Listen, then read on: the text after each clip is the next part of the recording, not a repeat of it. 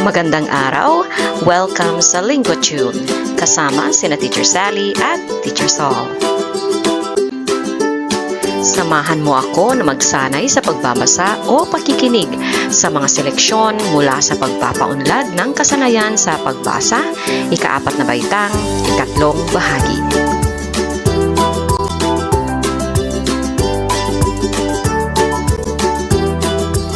Atin munang tingnan ang mga sumusunod na larawan. Pagmasdan silang mabuti dahil mababanggit ang mga ito sa ating babasahing seleksyon. Sumpong-sumpong, tubo,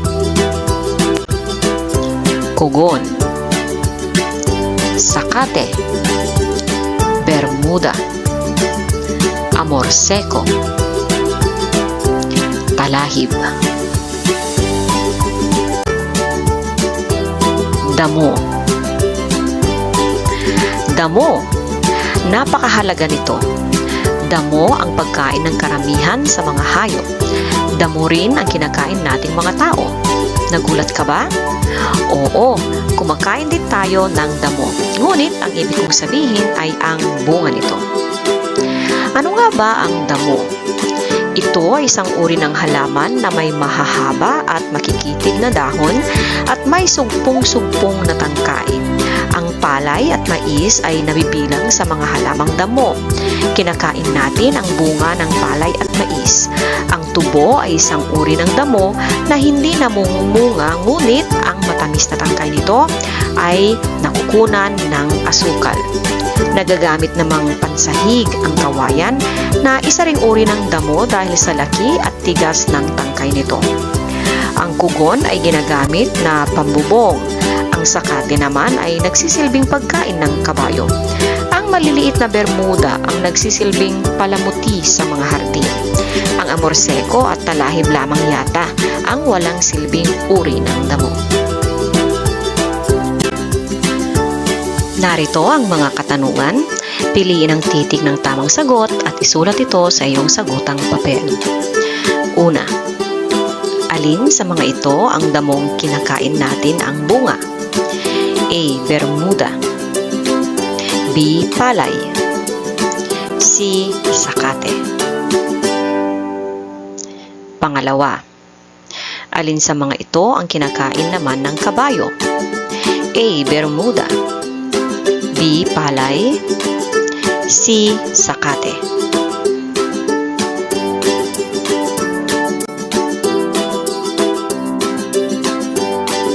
Pangatlo, aling bahagi ng damo ang pangunahing pagkain ng tao? A. Bunga, B. Dahon, C. Ugat. Pang-apat, ano ang hugis ng dahon ng mga damo? A. Mahahaba, B. Malalapad, C. Mabibilog.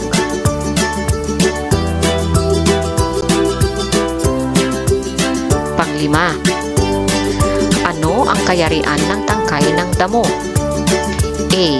Buko-buko, B. Sanga-sanga, C. Sugpong-sugpong. Pang-anim, anong damo ang may matamis na tangkay? A. Mais, B. Palay, C. Tubo.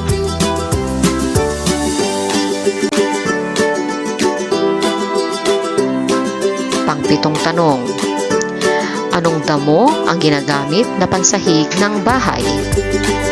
A. Kawayan,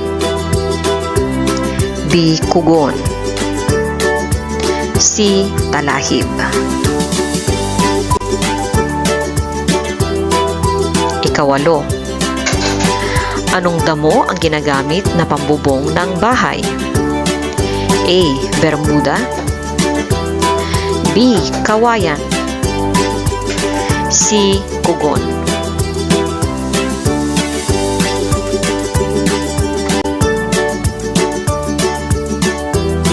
Siyam, anong damo ang pinakamaliit at nagsisilbing palamuti sa mga hardin?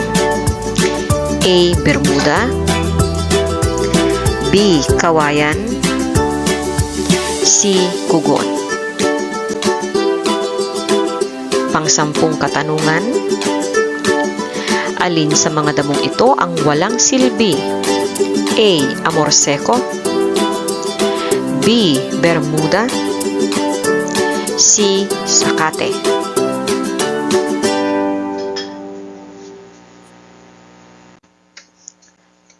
Atin munang tignan ang mga sumusunod na larawan. Pagmasdan silang mabuti dahil mababanggit ang mga ito sa ating babasahing seleksyon. Gusi. Gulag-gulanit na damit. Humpak na pisngi. Naglupasay. Pamantingin o retaso. Ang kayamanan. Isang mangingisdang taga San Simon, Pampanga, si Mang Pilo. Kilala sa kakuriputan. Nakaipon siya ng isang malaking gusi ng salapi na ibinaon niya sa kanilang hardin. Sa tuwi-tuwi na, kaligayahan niyang hukayin upang makita, dagdagan ng ilan at bilang-bilangin ang kayamanan.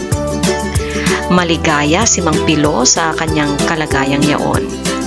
Sa paningin naman ng iba, kahabag-habag siya sapagkat laging kulag-kulanit ang kanyang damit. Humpak ang pisngi, payat na payat at tunay na hindi nakatitikim ng anumang layaw ang katawan nito.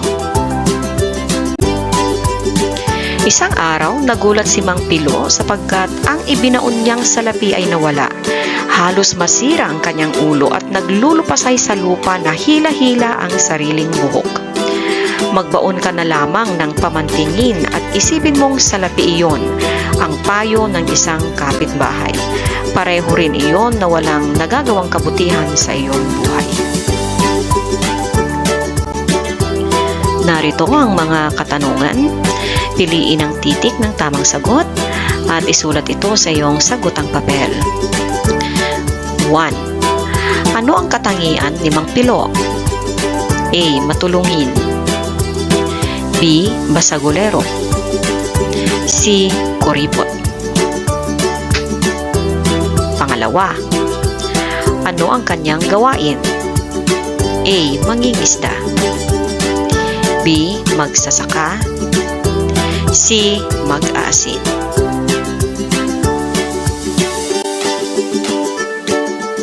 Pangatlo, taga saan siya? A. Pampanga, B. Pangasinan, C. Tayabas.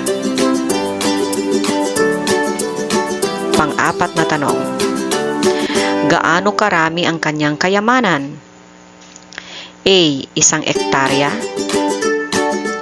B. Isang gusi, C. Isang baul.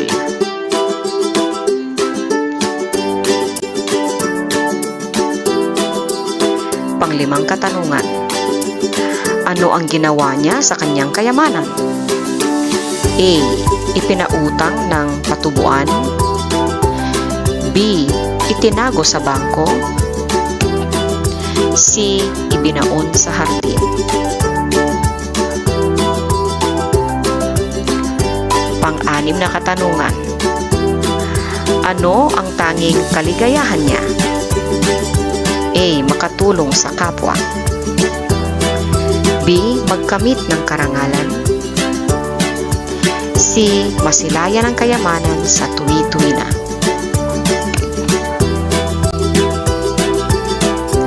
Pang-7, nakatutulong ba sa kanya ang kayamanang yaon? A. Oo, B. Hindi, C. Ewan. Pang-8, ano ang kahawig ni Mang Pilo sa kanyang anyo at pananamit? A. Isang kagalang-galang, B. Isang milyonaryo, C. Isang pulubi.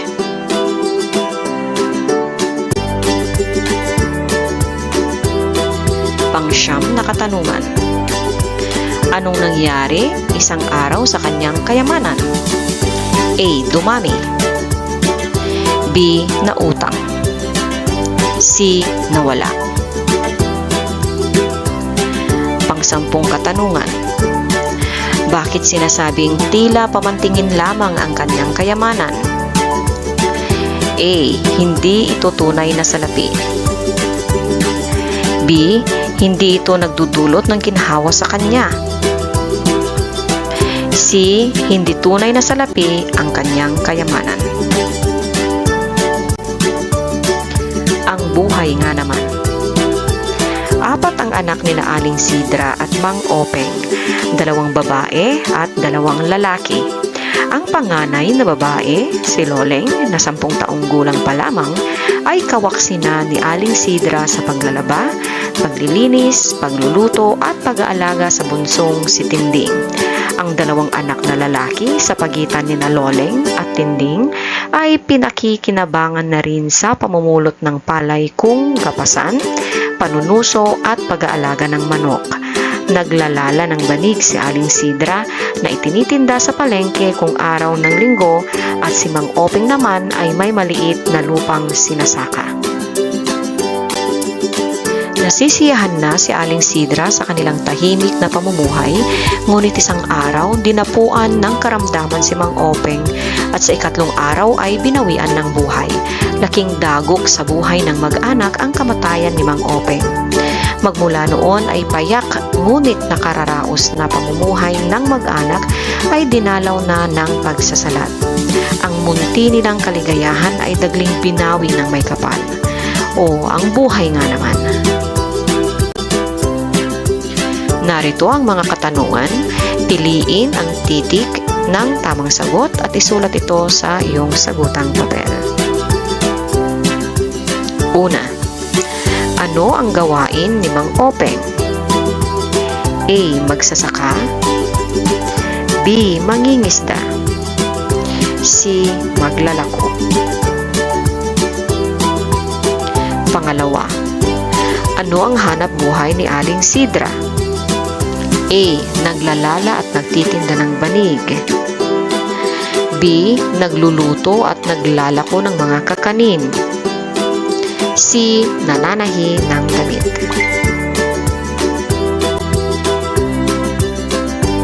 Pangatlo, ilan ang anak ni Mang Openg at Aling Sidra? A. 2. B. 4. C. 6. Pang-4 na tanong, ilan ang anak na lalaki? A. 2.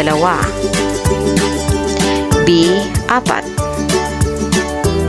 C. 6.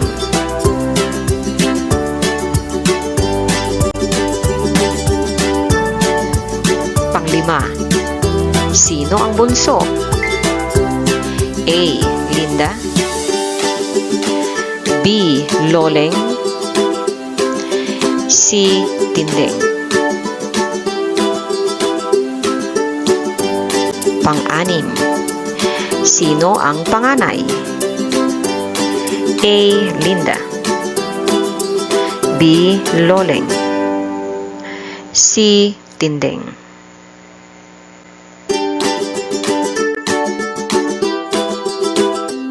Pang-7, ano ang nadama ni Aling Sidra sa dati nilang pamumuhay? A. Kasiyahan. B. Kalungkutan. C. Karangyaan.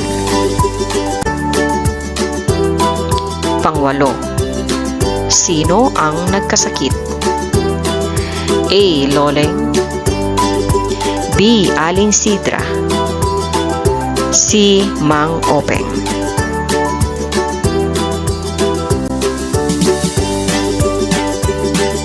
Ika-9 na katanungan, ano ang nangyari kay Mang Openg? A. Naglayas. B. Biglang yumaman. C. Namatay. 10, ano ang naging uri ng pamumuhay ng mag-anak? A. Naging sagana. B. Naging katamtaman. C. Nagdahop sila.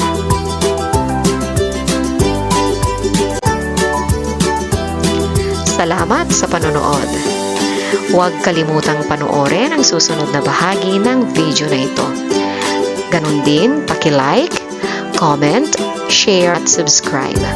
Hanggang sa muli, paalam!